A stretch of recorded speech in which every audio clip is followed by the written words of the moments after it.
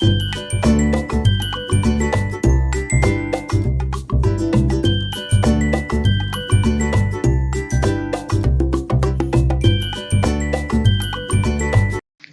Morning, नमस्ते, सत श्री अकाल, आदाब। कैसे हैं आप सब? उम्मीद है अच्छे होंगे। और कल के लाइव में जो लोग भी आए लाइव मेरे साथ बातें किए, मुझे काफ़ी अच्छा लगा। और अब चलिए स्टोरी सुनाते हैं बिना किसी रुकावट के। क्यों, सही क्या? तो चलिए सुनाते हैं आपको स्टोरी। क्या हुआ था स्टोरी में? प्रीवियस पार्ट नहीं देते हैं, आप जाके देख लीजिएगा प्रीवियस पार्ट की। प्रीवियस पार्ट कैसा है, क्या है, क्यों है, किस लिए है। तो बढ़ते हैं। आधारिका क्लब में बैठ के दारू पी रही होती है। बहुत टाइम से, 1 सालों से वो अपने आप को ढूंढ रही होती है। उसको खुद नहीं पता चल रहा होता कि वो क्या कर रही है, कैसी ज़िंदगी जी रही है, जबकि उसको बिल्कुल भी ज़िंदगी से उम्मीद नहीं होती है। क्या करेगी आखिर वो अपनी ज़िंदगी को इस तरह से बना के?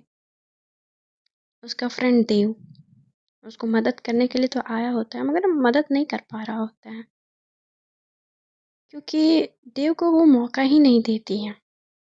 दूर दूर तक आधारिका अपने आसपास भी भटकने नहीं देती है देव को। जब क्लब में एक लड़की की एंट्री होती है, एंट्री जब हो रही होती है, उसको वो देखते तो उसमें भी उसको राधा ही नजर आती है। अब वो सोचे जा रही होती है कि ये राधा है या कोई और है। शायद मैं ही ज़्यादा सोच रही हूँ। हर किसी को राधा समझ बैठती हूँ। अगर राधा होती तो मुझसे मिलती ना, ना कि ऐसे मुझसे पीछा छुड़ा के जा रही होती। उसके पीछे काफ़ी लोग होते हैं, उसके पीछे काफ़ी लोग चल रहे होते हैं। जब देव से कहती कि देख रहे हो उसको, इतना ज़्यादा फेमस है, उसके पास सब कुछ है, इतने सारे लोग हैं, इन लोगों के साथ आराम से घूमती है, पार्टी करती है, लाइफ को एंजॉय करती है। उसकी ज़िंदगी कितनी आराम से कट रही है ना, बिना किसी परेशानी के। देव कहते हैं कि ऐसा है तो तुम्हारी भी ज़िंदगी बिना परेशानी के कट सकती है, अगर तुम चाहो तो, मगर तुम ऐसा चाहती नहीं हो। कहते ये क्या? मैं नहीं चाहती। मैंने भगवान जी से बोला था, उस भगवान से ना मुझे बहुत शिकायतें हैं, बहुत ज़्यादा शिकायतें हैं। इतनी ज़्यादा कि मैं बता नहीं सकती कितनी शिकायतें हैं। हद होती है यार, किसी की ज़िंदगी को इतना जहन्नुम बनना ज़रूरी है। मुझे समझ नहीं आता कि ये सारी चीज़ें मेरे पीछे आती हैं या मैं इनको बुलाती हूँ। कहता है कि खैर तेरे लिए एक काम है। कहते कि बोलो क्या काम है।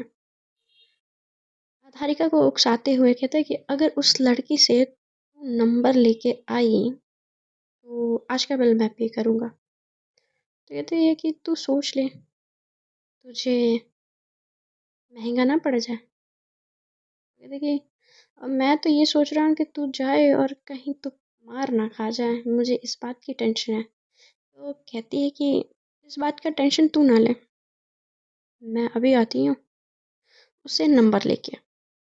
लड़खड़ाते हुए कदम से उसकी तरफ वो बढ़ते हुए जा तो रही होती है। फिर वो सोच भी रही होती है कि सच में यार देव तो इसने बोल दिया, मैं जाके उससे नंबर, कहीं सच में मुझे मार ना पड़ जाए, मुझे कहीं कुछ गलत ना समझ बैठे। और ऊपर से इतनी बड़ी सेलिब्रिटी टाइप्स लग रही है, और उसके साथ इतने सारे चलने वाले गार्ड्स अलग ही लेवल लेके जा रहे हैं। वो सोच के धीरे धीरे उसके तरफ कदम तो बढ़ा रही होती है। उसके कदम इतने सही होते हैं, वो अब खुद ही समझ पा रही होती है। धीरे धीरे जा रही होती है वो, गाने गाते हुए, गुनगुनाते हुए। सोना कितना सोना है, सोने जैसा मेरा मन, सुन जरा सुन क्या कहती है दीवानी दिल की धड़कन। वो क्लब में ये गाना बज रहा होता है और वो इस गाने पे थिरकते हुए जा रही होती है। जब वो थिरकते हुए जा रही होती है, हल्के-हल्के डांस मूव करते हुए। जब वो वहाँ पे पहुँचती है, देखती है कि आस-पास काफ़ी लोग और ऊपर से जो उसके गार्ड्स हैं, गन लेके उसके आस-पास खड़े हैं। वो कहती है, "हाय मिस।" कहती है, "हेलो।" और मैं आपका बस 5 मिनट चाहूँगी, अगर आपके इन मुस्टंडों को कोई प्रॉब्लम ना हो तो। कहती कि हाँ, बिल्कुल श्योर, बताएँ। तो कहती है कि बस एक पॉइंट है। तो कहती है कि क्या? अगर आप अपने मुस्टंडों से कह दो तो थोड़ा काम बन जाता साइड होने के लिए। कहती कि बिल्कुल, अब हम यहाँ एंजॉय करने आए हैं, प्रॉब्लम क्रिएट करने थोड़ी ना आए हैं। गाइस रिलैक्स, तुम लोग बाहर जाओ और मैं यहाँ पे सेफ हूँ, कोई दिक्कत नहीं है, आप अभी बाहर जा सकते हो। तो वैसे भी मैं भी एक्चुअली इन लोगों से पीछे ही छुड़ाना चाह रही थी। ये जितने भी लोग हैं ना, ये मेरे डैड के दिए हुए लोग हैं। कहती कि लगता है काफ़ी बड़ी फैमिली से आती हूँ। कहती कि मैं यहाँ के सीएम की बेटी हूँ। तो कहती क्या? कहती कि हाँ, मैं यहाँ के सीएम की बेटी हूँ।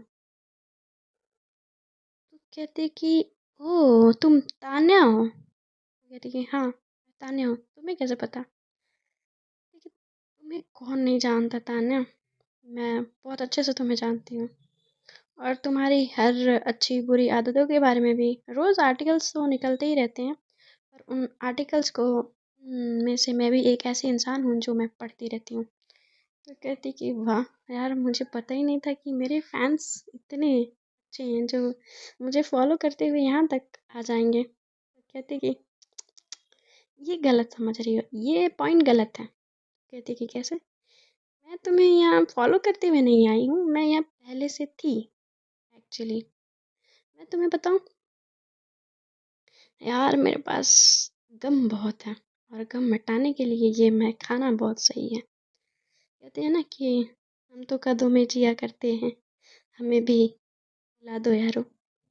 ऐसा ही कोई सीन है वहाँ पे, उस टेबल पे देख रही हो, वहाँ पे वो ब्लैक जैकेट और वाइट शर्ट में वो मेरा फ्रेंड है देव। काफ़ी हॉट है। तो कहते कि क्या तुम उसके साथ स्टे करना चाहोगी 1 नाइट? तो कहते कि हाँ, बिल्कुल, क्यों नहीं। उसकी आंखें चमक जाती हैं। तान्या जो होती है, उसकी आंखें ऐसे चमक रही होती है जैसे हाय उसको कोई हीरा मिल गया हो। अब कहती कि उसके लिए तुम्हें अपना नंबर मुझे शेयर करना पड़ेगा, तो क्या तुम मुझे अपना नंबर शेयर कर सकती हो? तो कहती है ऑफकोर्स श्योर, लो मैं अभी बता देती हूँ। वो अपना नंबर तुरंत बता देती है। वो अपने फ़ोन पे नंबर लेके घूमते हुए झूमते हुए आती है, कहती कि ब्रो हो गया और मैंने तेरी सेटिंग भी सेट कर दी। तो कहते कि व्हाट? हाँ, तू उसके साथ 1 नाइट स्टैंड पे जा रहा है, इसीलिए तो उसने नंबर दिया। कहती व्हाट? तू गई थी नंबर खुद के लिए लेने और फंसा के तू मुझे आई है? सच में आधारिका, तेरा कुछ नहीं हो सकता। कहती कि मुझे क्या लगा कि तेरा ये फालतू सा प्लान मुझ पे वर्क करेगा? बिल्कुल नहीं, ऐसा तो हो ही नहीं सकता। मैं क्या हूँ तुझे पता है। खैर अब तू जा, और वैसे भी वो सीएम की बेटी है, तेरे पास ऑप्शन नहीं है उसके पास जाने के अलावा। Bye bye. मैं चली, और हाँ, बिल पे कर देना, मैं कोई परेशानी नहीं चाहती। वो कहती है कि अब चल, मैं चलती हूँ। उसको बोल के वो निकल जाती है क्लब से, बाहर आती है लड़खड़ाते हुए। उसके पैर सीधे ज़मीन पे तो नहीं पड़ रहे होते हैं, जैसे तैसे करके वो बाहर निकल आती है और जाके वो मेन रोड पे खड़ी होती है। उसकी गाड़ी हालांकि पार्किंग एरिया में होती है, पर उस पार्किंग एरिया से गाड़ी निकालने के हालत में आधारिका बिल्कुल नहीं होती। वो दारू काफ़ी पी चुकी होती है आधारिका। अरे यार, ये सर इतना क्यों घूम रहा है? मैंने तो बस 6-7 ही पैक किया है, उस इतने में ही मेरा सर घूमने लगा। लगता है मेरा स्टेमिना कम होने लगा है, बढ़ाना पड़ेगा। वो अपने सर को पकड़े हुए रास्ते पे खड़ी होती है, और वो रास्ते पे जब खड़ी होती है तो वो वेट कर रही होती है ऑटो टैक्सी कुछ मिले, जिसके जिसके साथ वो घर जा सके या कोई लिफ्ट दे दे। पर उसको इतना भी डर नहीं होता कि शायद लिफ्ट ले और सामने वाला उसके जान पहचान का ना हो, तो उस बात से भी कोई फ़र्क नहीं पड़ रहा होता है। बस कोई मिले जिसके साथ वो अपने घर तक पहुंच जाए। उसके दिमाग में बस इतनी सी बात होती है, बस वो इतना ही सोच रही होती है। उसकी सोच इतनी ही होती है जितनी वो अभी जिस कंडीशन में होती है। बाहर आने के बाद जैसे भूदेव के बारे में कहती है, बेटा तू तो आज गया आने के हाथों से, और तू मुझे फंसाने चला था। मुझे पता है कि मुझे फंसाना इतना आसान नहीं है, मैं इतनी आसानी से तो तेरे हाथ नहीं आऊंगी। और तू मेरे साथ गेम खेलने चला था। वो खुद से ही बातें करके रास्ते पे खुद से ही हंस रही होती है, खुद से ही सब कुछ खुद से चल रहा होता है। वो यूं कह ले कि खुद से लड़ भी रही होती है और झगड़ भी रही होती है। उसकी मोहब्बत कुछ ज़्यादा ही सच्ची होती है खुद से, या यूं कह ले राधा से। खड़े होके वो वेट किए जा रही होती है। जब वो वेट कर रही होती है तो उसकी आंखों में राधा के लिए प्यार साफ साफ दिख रहा होता है। वो राधा के लिए वो जुनून, वो मोहब्बत, सब कुछ मिटाने और भूलने के लिए तैयार तो नहीं होती है, मगर वो एक पल के लिए ये सोच रही होती है, कि मैं ये बर्दाश्त नहीं कर सकती। काश राधा मेरे साथ आई होती, काश राधा मेरे पास होती तो ज़िंदगी अलग होती, ज़िंदगी का मज़ा अलग होता। कहीं ना कहीं उसके दिमाग में ये सारी बातें घर कर रही होती हैं, या यूँ कह ले कि सही भी होता है। हर कोई अपनी मोहब्बत अपने पास रखना चाहता है। निहारिका, सॉरी, आधारिका कहती है कि अब छोड़ो यार, जिंदगी बेकार और क्या सोचना। Lift please, lift lift. एक गाड़ी, बड़ी सी गाड़ी आके उसके सामने रुकती है, और वो गाड़ी इतनी बड़ी होती है, कहती कि वाह यार, मेरे लिफ्ट मांगने से इतनी बड़ी गाड़ी रुक गई। यकीन नहीं होता। शाबाश आधारिका, अपने एक हाथ से पीठ को ठोकते हुए कहते हैं, शाबाश, मुझे पता नहीं था मेरे लिफ्ट मांगने की देरी थी, इतनी बड़ी गाड़ी आके खड़ी हो गई। उसकी आंखें धीरे धीरे बंद हो रही होती हैं, धीरे धीरे आंखें क्लोज हो रही होती हैं, और उसका नशा और ज़्यादा बढ़ रहा होता है कि देखिए ये टकीला यार, लगता है कि कुछ ज़्यादा ही चढ़ गया है। वो उस गाड़ी में बैठ जाती है। थैंक यू यार। उसको धुंधला धुंधला सा सामने दिख रहा होता है, कुछ साफ साफ नहीं दिख रहा होता है, साफ साफ कुछ दिख नहीं रहा होता है। और बस सामने ऐसा लग रहा होता है उसको कि एक रेड ड्रेस में एक लड़की सामने खड़ी है। उसके बाल, उसके हर एक चीज़ बहुत परफेक्ट तरीके से सजाई होती है। उसके हाथ में एक एंकलेट उसके पैर में होता है, और इसके हाथ में एक ब्रेसलेट होता है। जो पैर का एंकलेट, वो पैर को ऐसे चढ़ा के बेड पे उसको ऐसे हाथों को अपने घुटनों पे रखते हुए उसके तरफ देख रही होती है। इसकी वजह से उसके गोरे पैरों के दर्शन उसको हो रहे होते हैं, बस उसका चेहरा उसको साफ साफ नहीं दिख रहा होता है। अरे हाय गॉर्जियस, काफ़ी अच्छी हो, ऐसे बोलते हुए कब वो सो जाती हैं, क्योंकि उसकी हालत इतनी अच्छी नहीं होती है कि वो बता सके कि वो कहाँ रहती है, किसके घर रहती है। वो जो लड़की होती है बिल्कुल ब्लैंक। अब दारू पी के वो सोती रहती है, सोती रहती है। जब सुबह होती है, जब उसकी आंखें खुलती हैं, तो देखती है कि व्हाट, मैं यहाँ हूँ, ये कौन सी जगह है। और जो बेडरूम होता है काफ़ी शानदार होता है, बड़ा बेडरूम, विंडो से धूप की हल्की हल्की रोशनी, बेड जो होता है किंग बेड होता है, और हर एक चीज़ उसमें एकदम वाइट होता है। रेड और वाइट का कॉम्बो से वो पूरा घर मतलब पूरा रूम बेडरूम सजा होता है। उसमें कोई भी ब्लैक और अदर चीज़ें नहीं रखी होती हैं। वो भी फर्नीचर से लेके कर्टन्स तक वाइट और रेड का कॉम्बो होता है। मुझे लगता है कल वाला मैटर उसको कुछ ज़्यादा ही वाइट और रेड से लगा हुआ है। ब्लडी हेल, इसने तो हेल की दर्शन तो ऐसे ही करा रहा है ये टकीला यार। यार मुझे यहाँ से निकलना पड़ेगा, और जिसने भी मेरी हेल्प की मुझे उसको थैंक यू बोलना पड़ेगा। जैसे ही कमरे से बाहर होती है, बाहर होने के बाद उसको ये समझ में आता है ये कौन है। एकदम उसको यकीन नहीं होता है कि कोई इतना भी अच्छा हो सकता है। नहीं, नहीं हो सकता। कुछ तो मतलब होगा इसका। बाहर आते से ही देखती है कि एक लड़की हाथ में कॉफ़ी लिए खड़ी होती है, और जब उसके पैरों से वो होते हुए उसके चेहरे पे जाती तो उसकी आंखें खुली की खुली रह जाती हैं। व्हाट? ये जब भागते हुए अपने कदम को थोड़ा तेजी से उसकी तरफ बढ़ाते हुए कहती कि तुम यहाँ कैसे? मुझे यकीन नहीं हो रहा। वो हड़बड़ा के उसको छूने लगती है, अपने हाथों को बढ़ाती है उसके तरफ और फिर खींच लेती है। नहीं नहीं नहीं नहीं नहीं नहीं, ये नहीं हो सकता। और तुम यहाँ कैसे? और तुम्हारे पास ये सब मुझे समझ नहीं आ रहा है। मैं तुमसे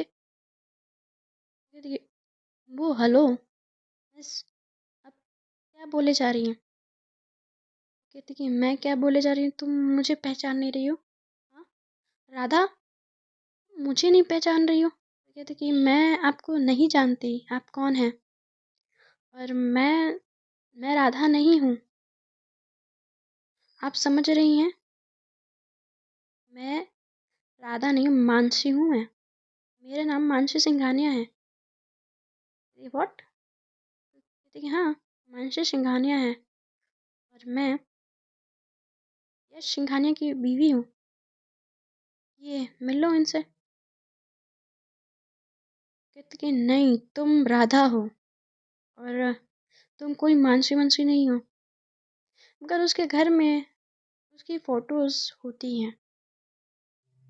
जब यश सिंघानिया आता है तो कहता है कि हेलो, मैं यश सिंघानिया। उसकी तरफ हैंडशेक के लिए हाथ बढ़ाता है तो कहती है कि ये कैसे हो सकता है? वो हैंडशेक करती है, कहती है कि ये मेरी वाइफ मानसी। लेकिन नहीं, ये राधा है। मेरा दिल मानने को तैयार कर, तब तक वहाँ से मानसी जो होती है वो चली जाती है, और वो यश के तरफ देखते हुए कहती है कि ये आपकी वाइफ है? कहते कि हाँ, आपको कोई डाउट है? कहते कि नहीं, ये आपकी वाइफ नहीं है, ये मेरी राधा है, और ये मेरी फ्रेंड है। कहते कि आप ये कैसे कह सकती हैं? कहते कि मैंने उसके साथ वक्त बिताया है, और मैं नहीं जानती हूँ तो कौन और जानेगा। आप प्लीज़ कह दीजिए ये झूठ है यश। कहते हैं कि नहीं मैडम, मैं सच बोल रहा हूँ, और ये सच है। अंशी मेरी वाइफ है, मैं कोई झूठ नहीं बोल रहा। इसके प्रूफ्स हैं, आप ये फोटोज देखिए। वो रहने दो आप। मैं भी जानती हूँ कि ये फोटोशॉप से बहुत इजीली फ़ोटो बनाए जा सकते हैं। तो कहते कि आप राधा की लगती क्या है? कहती है कि कुछ नहीं, मैं चलती हूँ, थैंक यू फॉर मुझे लिफ्ट देने के लिए। वो एक बार राधा की तरफ मतलब मानसी की तरफ देखती है, और वहाँ से बाहर दरवाजे की तरफ जाती है। जो यश होता है वो फ़ोन लगाता है अपने असिस्टेंट को, और कहता है कि एक फ़ोटो भेज रहा हूँ, उस लड़की के बारे में पता करो, पता करके मुझे बताओ। वो जो थोड़ी देर पहले ही उसने अपने फ़ोन के सीसीटीवी कैमरा से, उसके घर में सीसीटीवी होती है और उसका एक्सेस उसके फ़ोन में होता है, उससे वो फ़ोटो लेके उसको भेजता है। भेजने के बाद कहते हैं कि इस लड़की के बारे में पता करो और मुझे सारी इन्फॉर्मेशन चाहिए इसके बारे में। तो कहती है कि ठीक है, मैं सारा इन्फॉर्मेशन आपको भिजवाता हूँ। कहते हैं कि हाँ। जैसे वो नीचे जा रही होती है, मानसी बहाना करके वो नीचे जाने के लिए बोलती है। यश कहता है कि मैं अभी जा नहीं सकता, तुम चली जाओ। अगर तुम जाके तुम्हें बात करनी है तो तुम जाके बात कर सकती हो, या तुम्हें बाहर घूमना हो तो घुमाओ नीचे से, अपने गार्डन एरिया से। जस्ट दरवाजे से बाहर निकली ही होती है, एक पीछे से आवाज़ आती है, रुको। आधारिका रुक जाती है और टर्न होती है।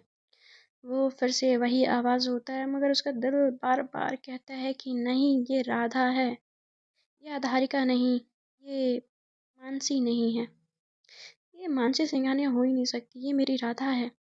उसका दिल ये मानने को तैयार ही नहीं होता है। वो आती है और कहती है कि जो समझ रही हो वो सच है। तो कहती है क्या, क्या मतलब? कहती है कि हाँ, जो तुम समझ रही हो वो सच है। तो कहती है कि तुम अभी ऊपर तुम मानसी बनने का नाटक कर रही थी। तो कहती है कि वो बड़ी लंबी कहानी है, मैं बस इतना तुमको इन शॉर्ट बोल रही हूँ कि जो तुम समझ रही हो वो सच है और मैं यहाँ पे फंसी हूँ, और प्लीज़ हेल्प मी।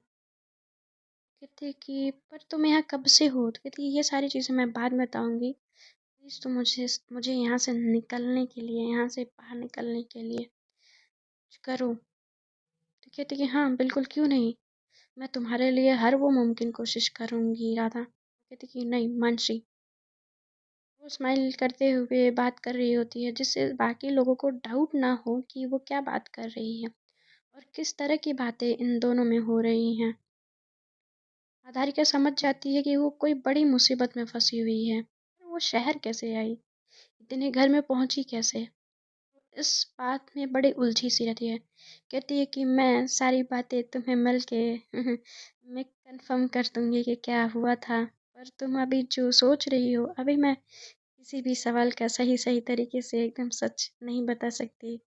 फिलहाल बस इतना ही मैं कर सकती हूँ कि तुम जो सोच रही हो मैं वही हूँ, बस। समझ रही हो मैं क्या कह रही हूँ तुमको? तो कहते कि हाँ हाँ, मैं समझ रही हूँ तुम क्या कह रही हो। वो दोनों इस तरह से इतने बनावटी पने से बात कर रहे होते हैं, जिसमें उसकी हंसी में कुछ बातें समझ नहीं आ रही होती हैं, जबकि यश जो होता है वो अपने पूरे घर में सीसीटीवी कैमरेस लगा के रखे होते हैं और अपने फ़ोन में वो एक्सेस रखता है कि वो जब चाहे देख सके कि उसके घर में क्या हो रहा है। इस तरीके से वो बिल्कुल नहीं समझ पा रही होती कि ये क्या चल रहा है। ठीक है, मैं कुछ करती हूँ, वहाँ से ये बोल के निकल जाती है धारिका। अब वो सोचने लगती है कि कैसे क्या करे कि जिससे वो फिर से राधा को इन सब चीज़ों से बाहर निकाल पाएगी।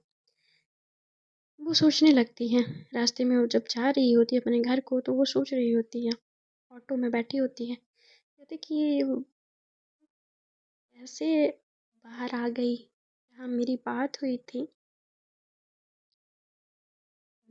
तो उससे हुई थी, तो कनिका ने मुझे कहा था कि उसके घर पे उसको पहुंचा दिया है राधा को।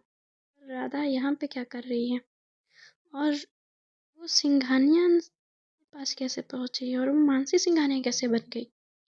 बहुत सारे सवाल होते हैं जिसके जवाब कहीं पे भी उसको नहीं मिल रहा होता है। उसके पास बस यही बात होती है कि अब तो जब वो सामने आएगी वही इस सवाल का जवाब दे पाएगी, और उसको लाने के लिए मुझे पहले सबसे पहले उसको वहाँ से निकालना पड़ेगा।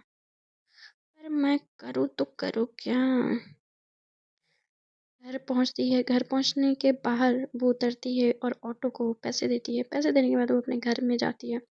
उसके पिताजी दरवाजे पे ही बहुत ज़्यादा गुस्से में खड़े होते, कहते कि अधारिका, कहते कि जी पापा, तुम्हें थोड़ा भी अंदाजा है कि तुम रात पता नहीं कहाँ रह के आ रही हो और तुम इस तरह से बिना बोले घर में एंटर भी कर रही हो। तुम्हें हमारे प्रति कोई जिम्मेदारी है भी या नहीं, कि वो भी तुमने खो दिया है। कहती है कि पापा आप गुस्सा क्यों हो रहे हैं, गुस्सा होने की कोई बात नहीं है।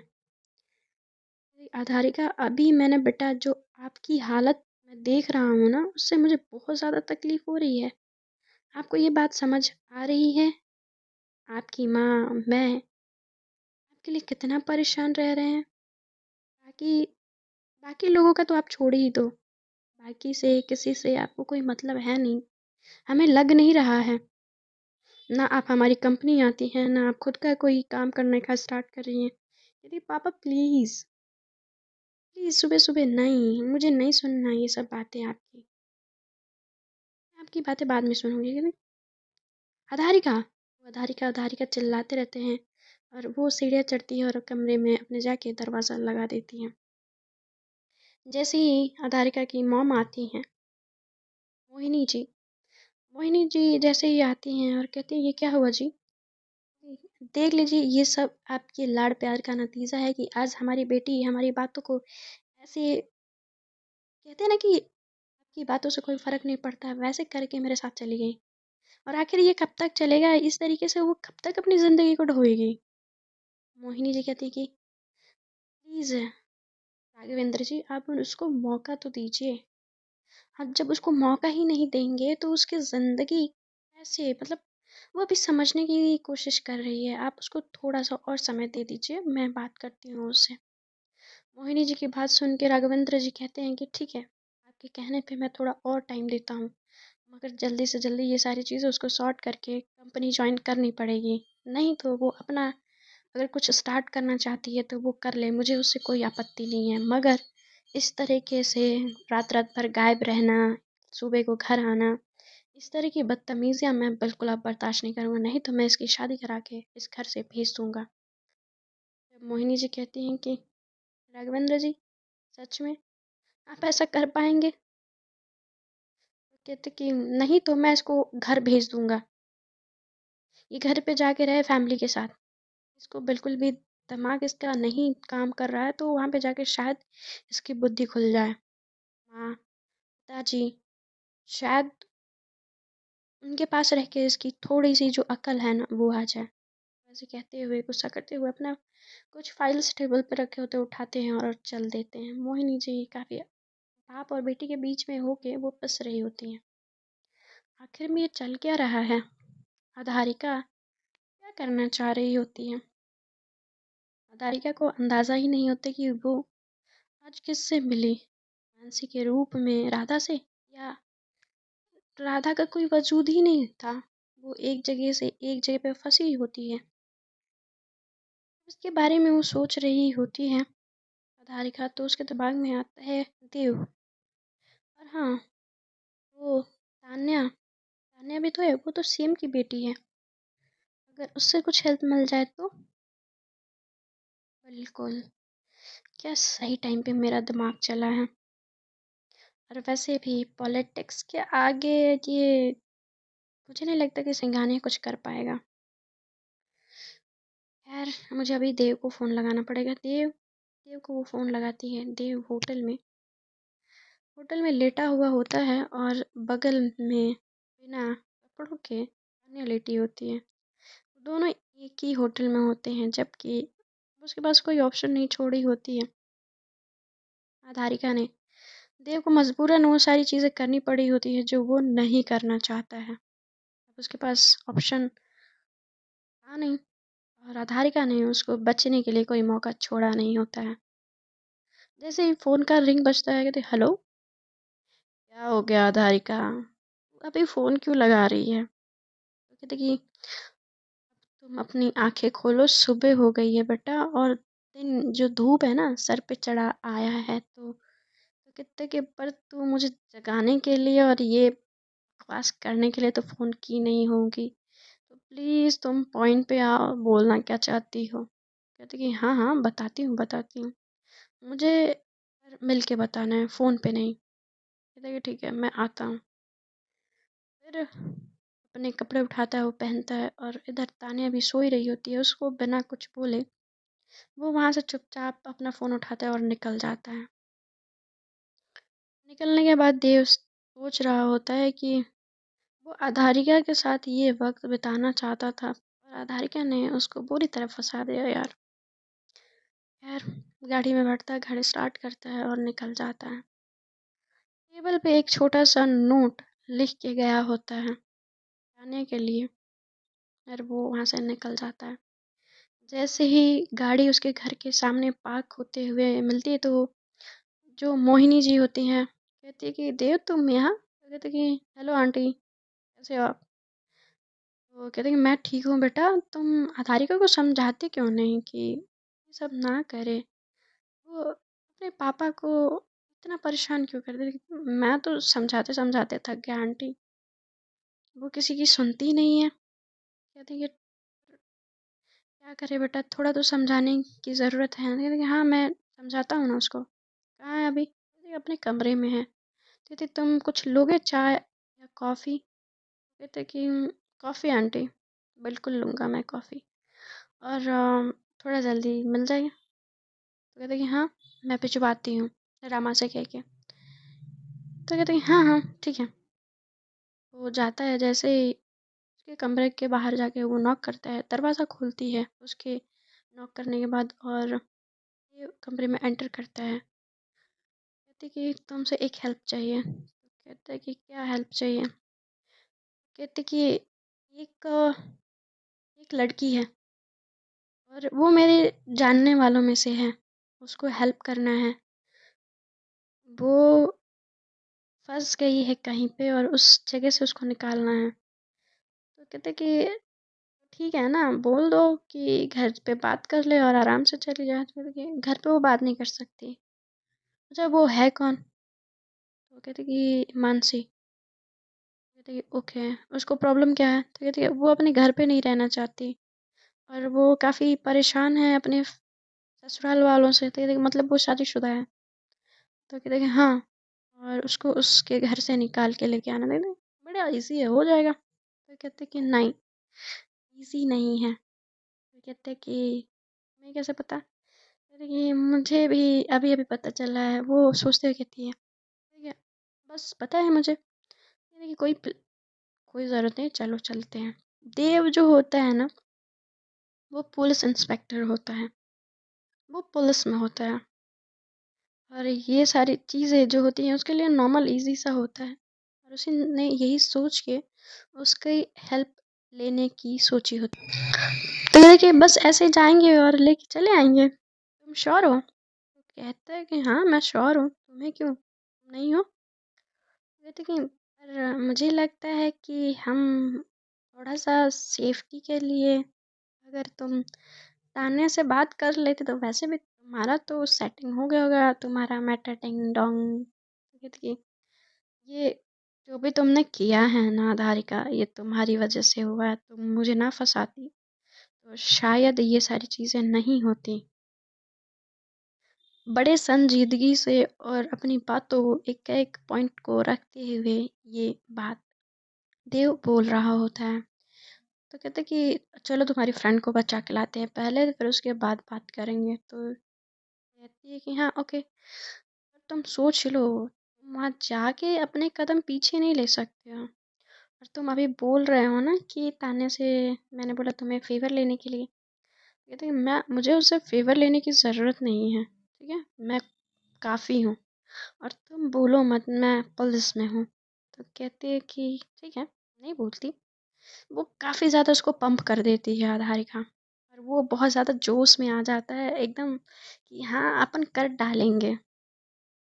वो इस जोश को देखते हुए कहते कि ओके ओके, मैं चेंज कर लेती हूँ, तुम नीचे चलो मैं चेंज करके आती हूँ। वो जाती है फट से अपने कपड़े चेंज करने के लिए। देव नीचे आ जाता है। रमा, जो रमा काका होते हैं, वो उनके लिए जब कॉफ़ी लेके आते हैं तो कहते हैं काका कैसे हैं आप?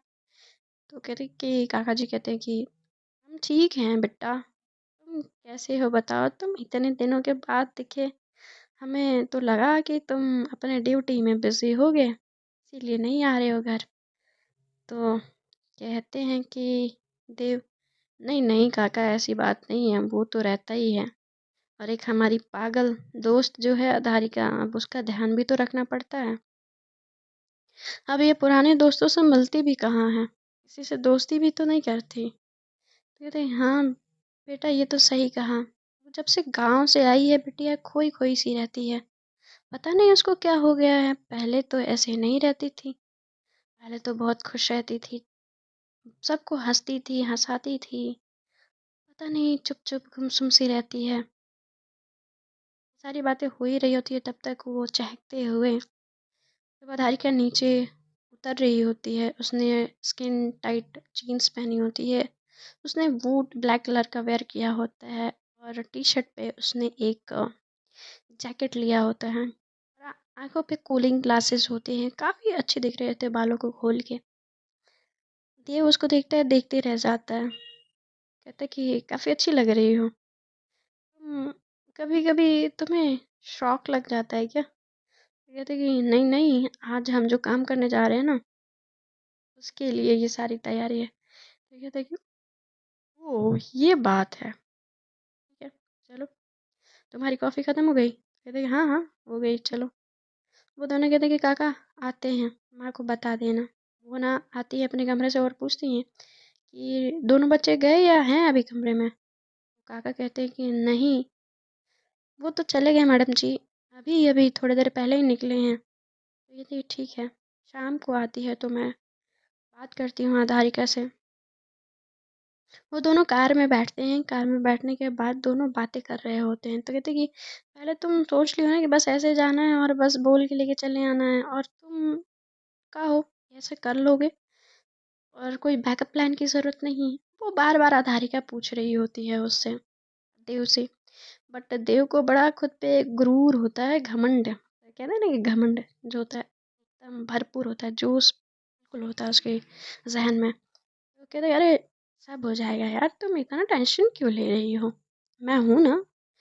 और अभी तुमने कानून का पावर देखा नहीं है, मैं आज तुम्हें दिखाता हूँ उसका एक छोटा सा नमूना। तो कहते कि ठीक है, तुम कह रहे हो तो मैं मान लेती हूँ, वरना मेरे मानने का तो मन नहीं है, पर तुम कह रहे हो तो सही ही होगा। ऑफ कोर्स सही है, मैं जो बोलता हूँ वो सही ही होता है आधारिका। कहते हैं कि ठीक है, देखते हैं अभी जब तुम पहुँचोगे, और उसके बाद तुम क्या क्या करते हो, इस सारी बात पर डिपेंड करता है कि तुम्हारे कानून के हाथ कितने लंबे हैं। आधारिका वो जानबूझ के उसको पंप किए जा रही होती, किए जा रही होती, उसको चढ़ाए जा रही होती है, क्योंकि वो जानती है कि वो क्या करवाना चाहती है देव से। देव बेचारा कहाँ फंसने वाला है और वो कहाँ पे फंसाने वाली है। तो जैसे ही उनका डेस्टिनेशन आता है, कहते कि बस बस बस रोक लो रोक लो रोक लो रोक लो। तो जब वो देखता है इतना बड़ा सा बंगलो, तो कहते कि तुम्हारी फ्रेंड इस बंगलो में रहती है? तो कहता है कि आधारिका कहती है हाँ मेरी फ्रेंड इस बंगलो में रहती है। तो कहती लगता है उसके ससुराल वाले काफ़ी पैसे वाले हैं, लगता है कि कहते कि सुनो, यहाँ पे बस तुम्हारा पावर मुझे देखना है, बाकी तुम वहाँ पे क्या करोगे उन सब चीज़ों में मुझे कोई इंटरेस्ट नहीं है। कहते कि पक्का तुम उसमें कुछ दिमाग नहीं चलाओगी? कहते कि हाँ हाँ पक्का पक्का।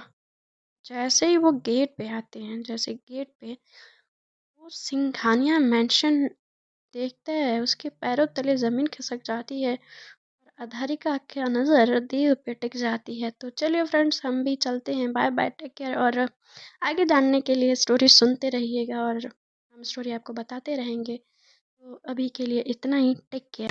और हाँ, शेयर एंड सब्सक्राइब करना ना भूलिएगा, और अपनी छोटी सी प्यारी सी कमेंट भी उसमें लिख के पोस्ट कर सकते हैं। बाय।